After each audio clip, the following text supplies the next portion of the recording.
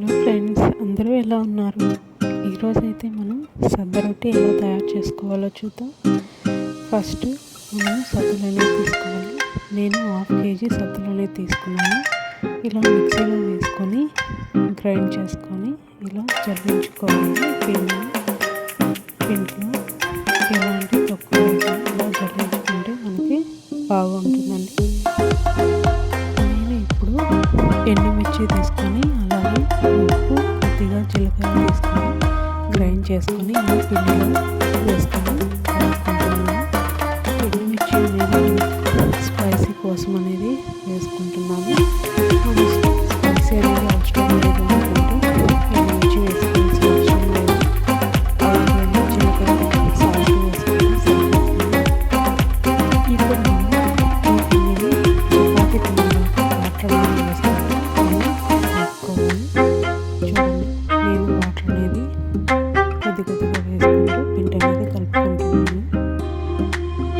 ఇందులో చల్లని వాటర్ కంటే గోరువెచ్చని వాటర్ అనేది వేసుకుంటూ పిండి అనేది కలుపుకుంటే మనకి రొట్టె అనేది బాగా వస్తుంది.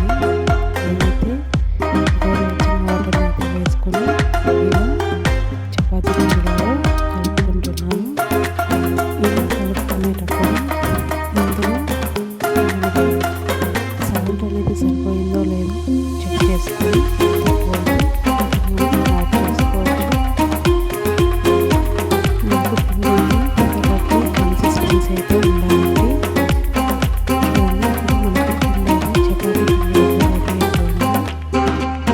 ఇప్పుడు ఈ పిండిని మనం కాసేపు అలాగే పెడితే చేసుకోవడానికి బాగుంటుంది. నేనైతే 1/2 hour అనేది పిండి సపరేట్గా పెట్టేసుకున్నాను. చూడండి, పిండి అయితే చపాతీ పిండి లెక్క అయిపోయింది. పిండి అనేది 1/2 hour నానిన తర్వాత ఒక కవర్ అనేది తీసుకొని దానిపైన గోధుమ పిండి అనేది కొద్దిగా వేసుకొని ఇలా కొద్దిగా మనం పిండి తీసుకొని 2 వేళ్ళతో ఇలా తట్టుకోవాలి. తట్టుకున్న తర్వాత పెనం మీద వేసుకుంటూ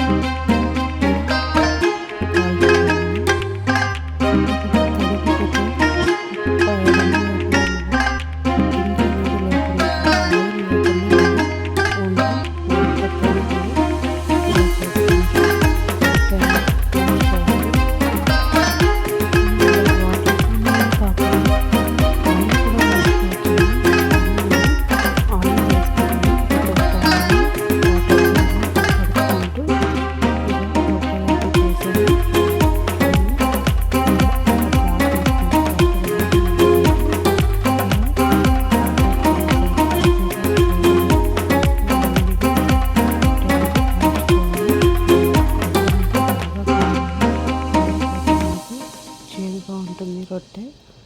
ఇప్పుడు చూడండి, కొద్దిగా 2 వైపులా కాలింది.